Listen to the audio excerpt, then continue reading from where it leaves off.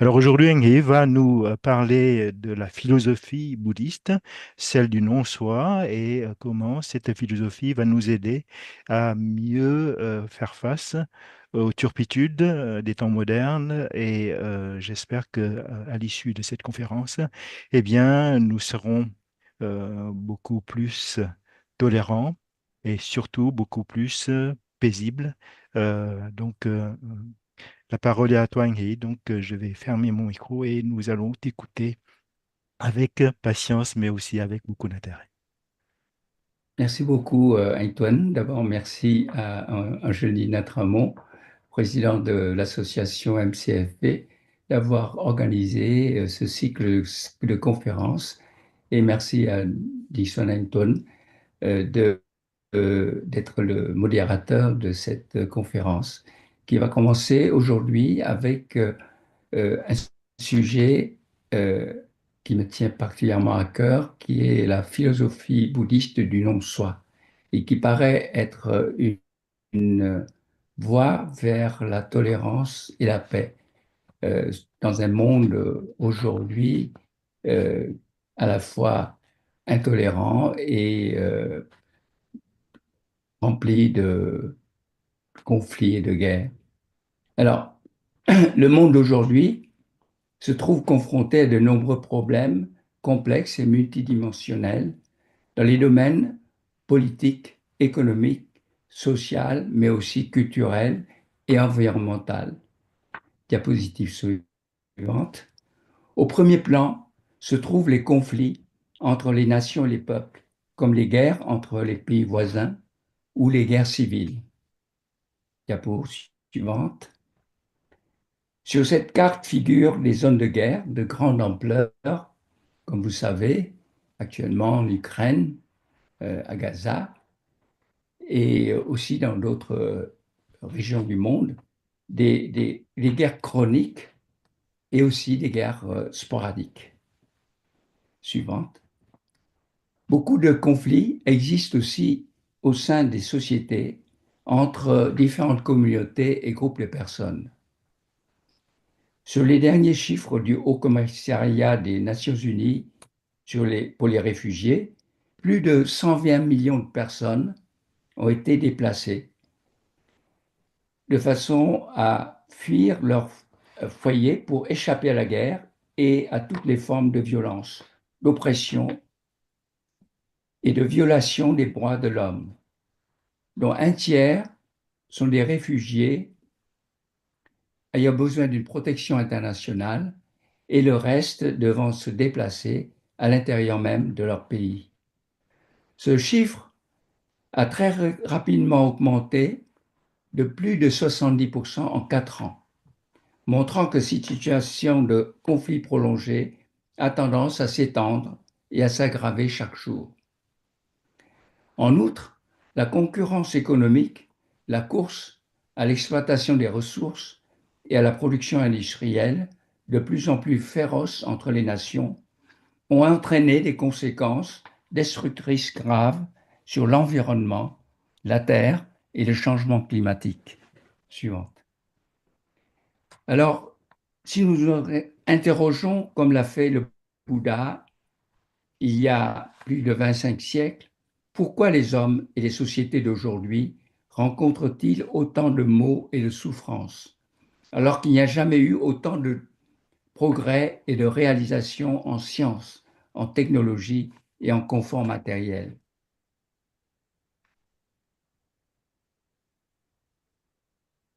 Alors nous nous apercevons clairement que l'origine des conflits et des disputes entre les pays, les nations, les communautés et les groupes de personnes est la discrimination et l'hostilité au lieu de la tolérance et de la compréhension mutuelle.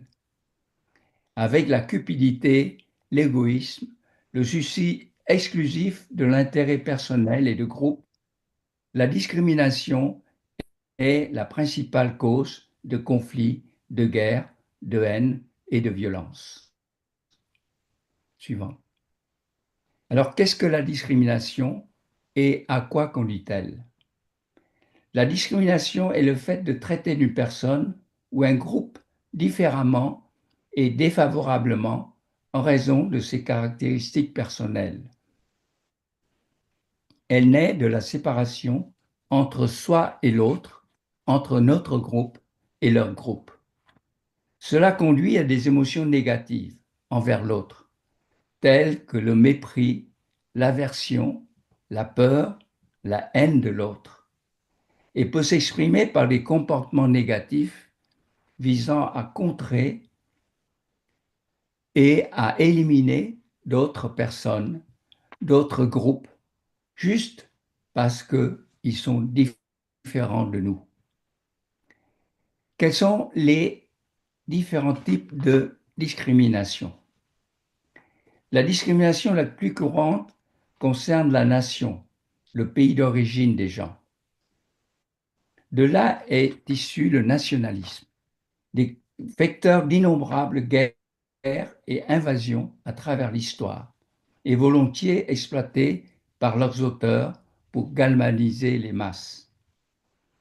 La discrimination raciale ou ethnique a également conduit à de nombreux massacres, voire des génocides, ainsi qu'à l'oppression de personnes de couleur, comme l'esclavage, la traite des Noirs, et provoque aujourd'hui encore de fréquents affrontements dans les sociétés pourtant devenues multiraciales.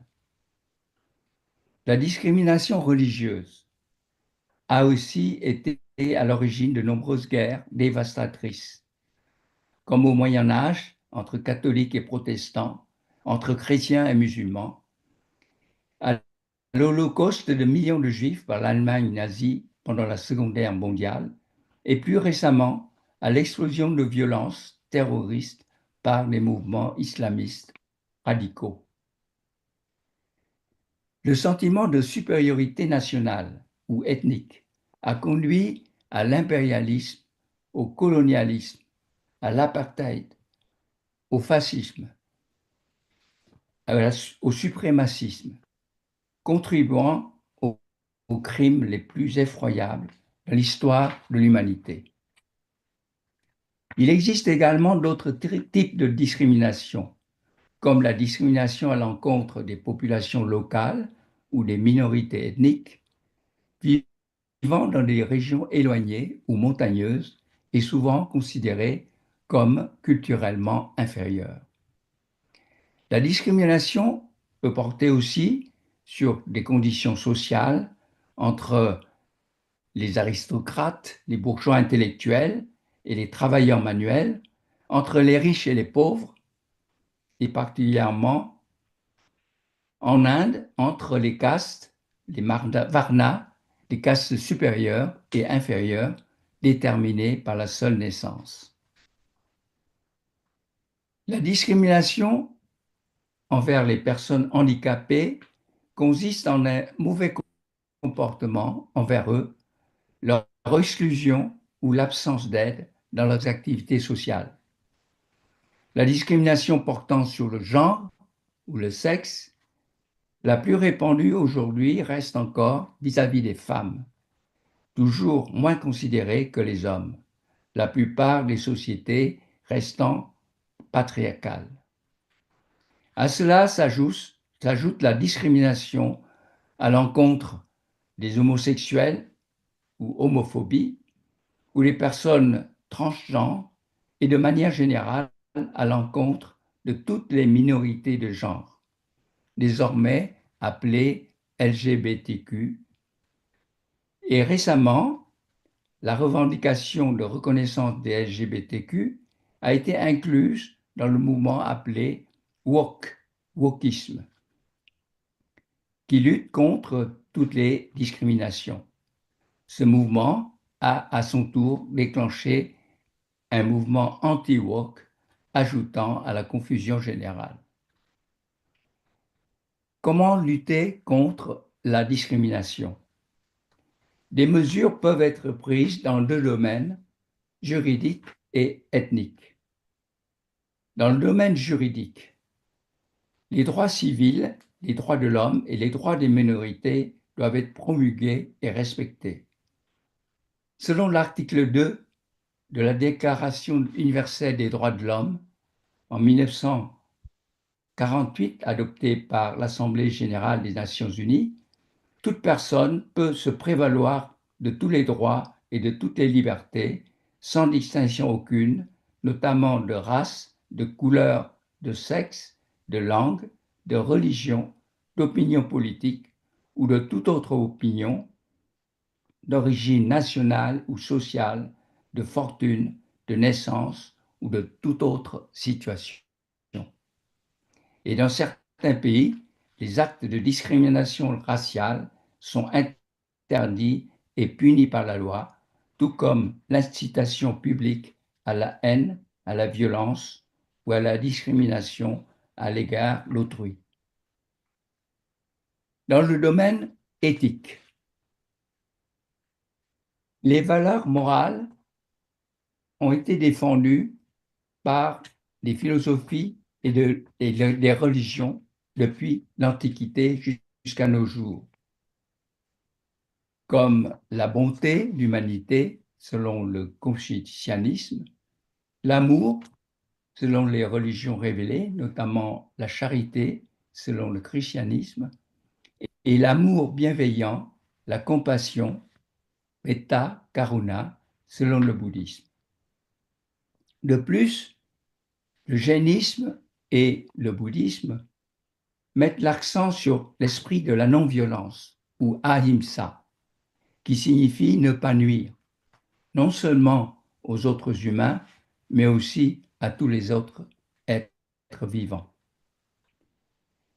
Le bouddhisme propose également une autre mesure, encore plus radicale, pour éradiquer la discrimination. C'est la doctrine du non-soi. La doctrine du non-soi, ou anatta, est un enseignement fondamental et spécifique du bouddhisme. Exprimé lors du deuxième sermon du Bouddha, faisant suite au premier sermon sur les quatre nobles vérités. C'est l'une des trois marques ou caractéristiques de l'existence, ou tilakkhana, les autres étant l'impermanence, ou anicca, et la souffrance, ou dukkha. Donc, non-soi, impermanence et souffrance sont les trois caractéristiques de l'existence. Cette doctrine va à l'encontre de la théorie du petit soi et du grand soi, Atman Brahman, du brahmanisme, qui est une ancienne religion orthodoxe de l'Inde. Selon le brahmanisme, chaque individu possède une âme, un petit soi, et la libération du cycle de la renaissance ou samsara ne peut être obtenue qu'en fusionnant le petit soi personnel au grand soi universel. Le bouddhisme a nié à la fois le petit soi et le grand soi. Alors, quel est le soi selon le Bouddha? Selon le Bouddha, ce que l'on appelle le soi, en pali atta, en sanskrit atman, en chinois wo, en vietnamien nga ou ta, est exprimé en troisième personne, en anglais le soi, le self, et en français le soi. Alors qu'en première personne, c'est l'ego ou le moi, l'ego en latin ou le moi en français. C'est ce que le Bouddha, d'après le Bouddha, le soi que l'on considère comme une entité n'est en fait pas une réalité, mais seulement un moyen de désignation, une appellation d'un rassemblement de 5 éléments physico-psychiques que l'on appelle les agrégats ou khandha. les agrégats suivants, les agrégats Kangla ou en vietnamien Uẩn, Nam Uẩn, ce sont d'abord la forme ou la corporéité, la sensation, la perception, les formations karmiques et la conscience. Ces agrégats, qui sont des fonctions physico-psychiques, sont temporaires, en constante évolution, et ils sont tous interconnectés, tous liés et indissociables les uns des autres. Et même ces agrégats, suivant, diapo suivant, et ces agrégats eux-mêmes ne sont pas des entités réelles, comme le dit le Bouddha dans le sutta du Samyutta Nikaya. Supposons qu'une personne avisée voit des bulles à la surface du Gange et les observe attentivement. Après les avoir observées attentivement, ces bulles lui apparaîtront vides et sans réalité. De même, ô moine, vous devez examiner tous les phénomènes de forme, de sensation, de perception, passé, futur, lointain, proche, et constater qu'ils sont vides et sans réalité, comme des bulles sont vides et sans réalité. C'est la notion de vacuité.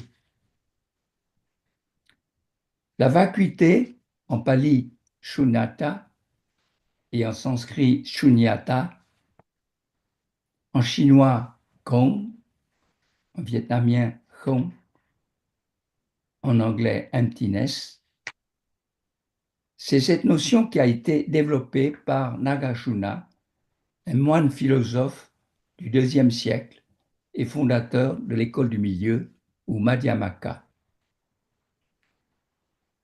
La vacuité, pour Nagarjuna, ne signifie pas le nihilisme, la non-existence, mais signifie l'absence d'individualité, de nature propre, de consistance, de substantialité.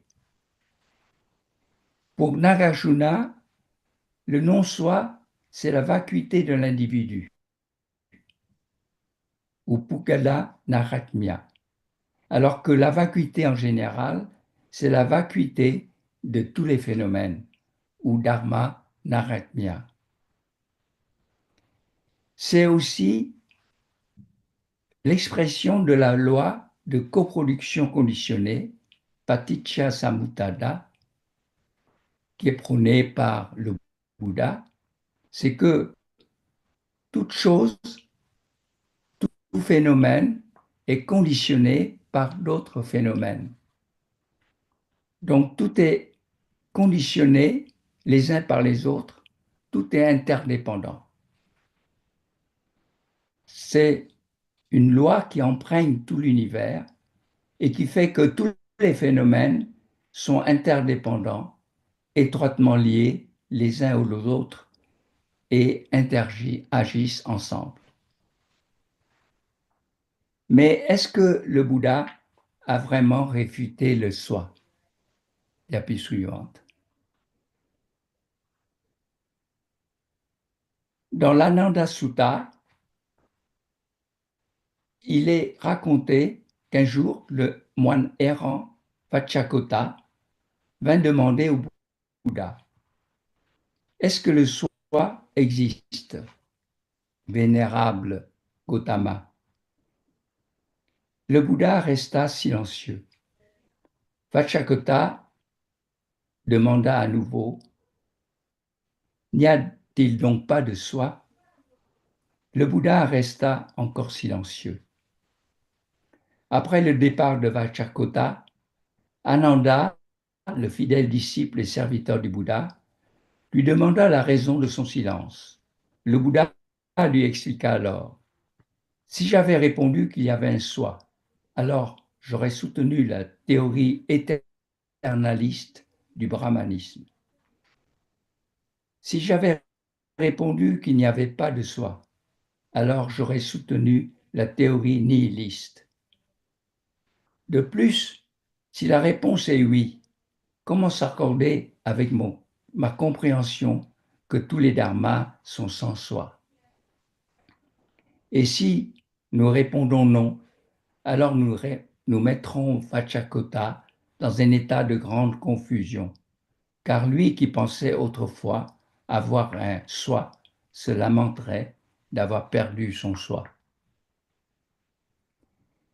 En fait, le Bouddha a toujours refusé de répondre aux questions métaphysiques, telles l'univers est-il éternel ou non, infini ou limité, que devient-on après la mort, l'esprit et le corps sont-ils la même chose ou différents?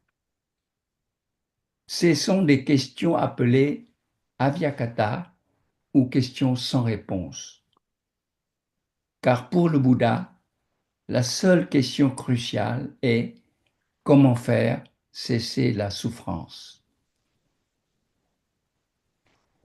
Dans son deuxième discours sur le non-soi, intitulé Anatta Lakkhana Sutta, qui veut dire absence de caractéristiques de soi, le Bouddha n'a pas du tout réfuté l'existence du soi. Il n'a jamais parlé de non-soi, mais faisait simplement répéter à ses disciples, ceci n'est pas moi, ceci n'est pas à moi. Ainsi, à travers ce sutra, le Bouddha met simplement en garde de ne pas prendre telle apparence, tel objet comme soi ou quelque chose appartenant à soi. Le soi psychologique. Certes, il existe un soi psychologique que tout un chacun ressent dans la vie quotidienne et dont le Bouddha a toujours reconnu l'importance. Il s'agit d'un phénomène psychologique naturel, connu en psychologie moderne sous le nom d'autoréférence ou de conscience de soi ou de préoccupation de soi, et qui a été démontré par les neurosciences à l'aide de techniques d'imagerie médicale moderne, telles que l'IRM fonctionnel cérébral.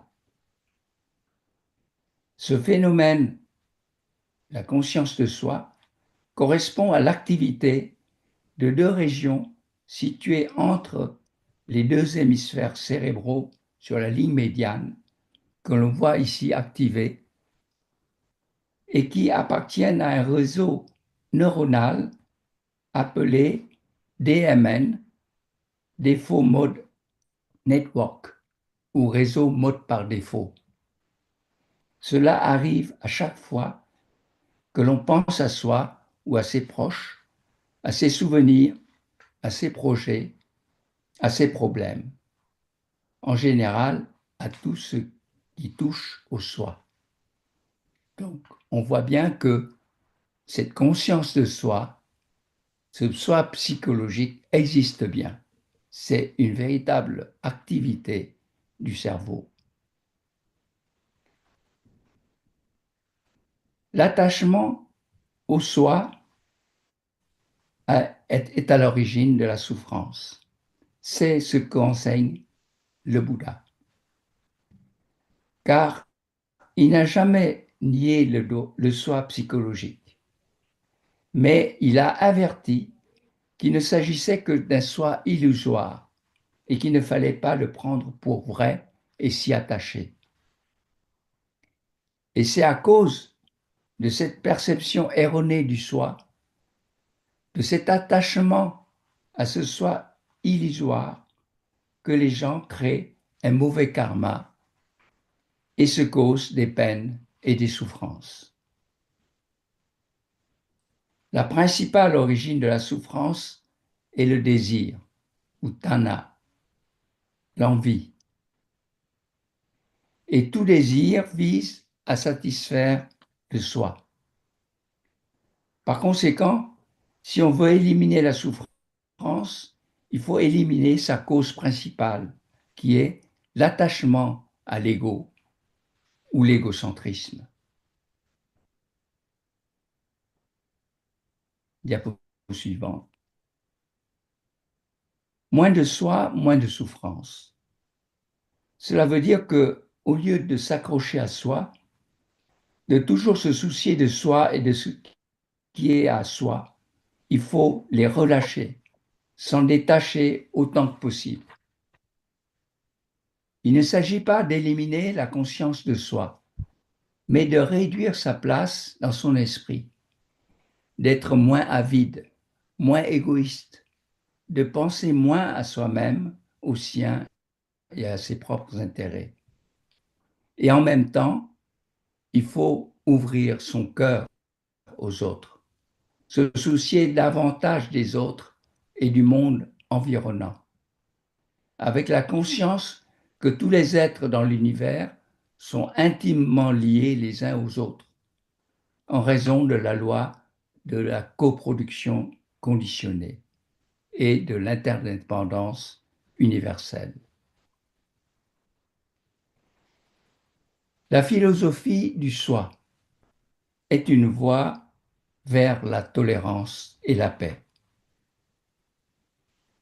La philosophie du non-soi, anatta, enseignée par le Bouddha, n'est pas une théorie abstraite ou un dogme, mais une méthode psychologique appliquée, un processus de transformation de l'esprit visant à réduire la conscience ou la préoccupation de soi et des siens et à ouvrir son esprit aux autres, au monde extérieur.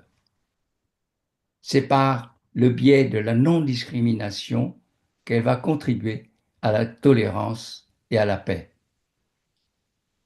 En effet, en laissant de côté son soi, avec ses lunettes déformantes, on voit clairement et profondément que les gens, malgré leurs différences en aspect physique, en origine nationale ou ethnique, en genre ou en sexe, en conditions sociales, en personnalité, en culture, sont fondamentalement semblables, car tous humains. Ils peuvent se partager leur sang à se transfuser, leurs organes à se greffer, leurs connaissances à multiplier, leurs émotions à éprouver de la même façon, de l'amour à la colère, de la joie à la peine, de la confiance au désespoir. Tellement de points communs et si peu de différences. Rien ne peut engendrer la discrimination, la déconsidération d'autrui, comme des êtres inférieurs, moches, mauvais, méchants, si le soi illusoire est effacé, s'il n'est plus là pour juger et condamner. On voit donc que si l'attachement de soi conduit à la discrimination, au conflit, à la violence, le détachement de soi conduit à la non-discrimination, à la tolérance et à la paix. Dans une société où règne une atmosphère de discrimination et d'intolérance, attisée par des dirigeants à l'ego démesuré, on voit actuellement comment certains dirigeants ont des égos absolument démesurés, avec des gens méfiants, craintifs, hostiles. Le risque de conflit et de violence avec des réactions en chaîne devient très élevé. Au contraire, dans une société imprégnée d'esprit d'effacement de soi et d'ouverture aux autres, les gens seront plus empathiques, plus tolérants envers les autres, plus disposés à dialoguer, à coopérer et à vivre en paix ensemble. En conclusion,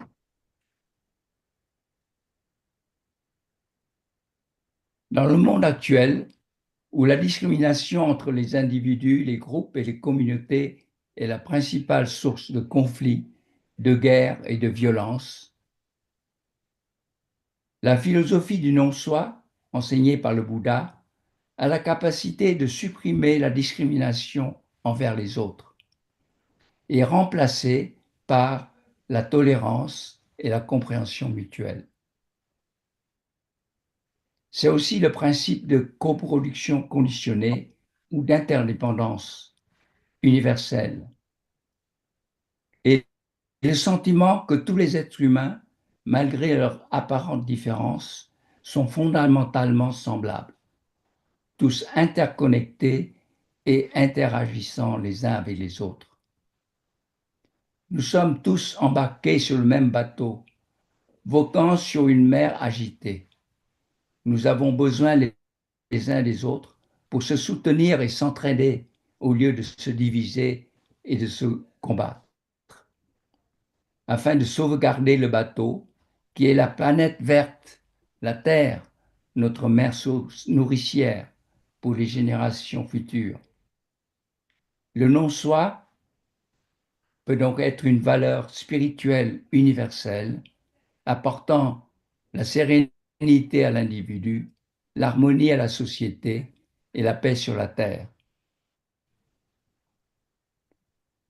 Pour terminer, diapositive suivante, je voudrais citer une phrase de Musō Soseki, maître zen et du jardin japonais du XIIIe-XIVe siècle.